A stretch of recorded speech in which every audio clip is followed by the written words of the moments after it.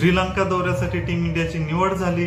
ऋतुराज गायकवाड पासून संजू सॅमसन पासून ते रवींद्र जडेजा पर्यंत सगळ्या प्लेअरची चर्चा झाली किंवा बरेच जणांनी प्रश्न केले की ह्या प्लेअरला का नाही घेतलं, त्या प्लेअरला का घेतलं, परंतु एका नावाची चर्चा कुठेच दिसली नाही, ते म्हणजे ईशान किशन। आता श्रेयस अय्यरचं तर भागून गेलं, श्रेयस अय्यरची तर एंट्री झाली कॉन्ट्रॅक्टच्या बाहेर काढून पण, आणि तीच गोष्ट ईशान किशन सोबत सुद्धा होती। श्रेयस अय्यरची एंट्री गौतम गंभीरमुळे झाली, पण आता ईशान किशनला कोण घेणार? संपूर्ण ह्या प्रकरणामध्ये किंवा प्रेस कॉन्फरन्समध्ये चुकून पण कोणी ईशान किशनचं नाव घेतलं नाही आणि त्यानंतर पण ईशान किशनच्या नावाची चर्चा होई नाही। तर याचा अर्थ ईशान किशनचं आता करिअर संपलंय का?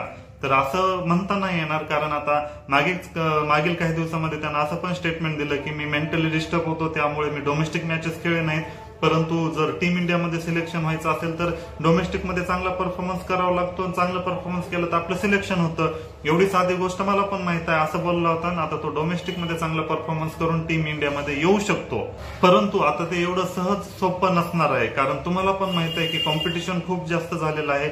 ऋतुराज गायकवाड, संजू सॅमसन फॉर्म मध्ये असताना सुद्धा त्यांना निवडण्यात आलं नाही आणि बीसीसीआयनं असं कारण दिलं की आम्हाला फक्त 15 जणांचं सिलेक्शन करता येते, आम्ही किती जणांचं करणार आहेत? तर सांगण्याचा उद्देश की खूप जास्त ऑलरेडी लाईन लागलेली आहे आणि अशामध्ये जर आपण अॅरोगंटली वागत असाल तर यामुळे आपलं सिलेक्शन होण्यावर खूप मोठे डाऊट आहेत असं नक्कीच म्हणता येऊ शकतं। तरी पण ईशान किशननं स्वतः आता कमबॅक करण्यासाठी इच्छुक आहे असं सांगितलेलं होतं आणि T20 वर्ल्ड कप जिंकल्यानंतर तो हार्दिक पांड्याच्या घरी पण भेटायला गेलेला होता।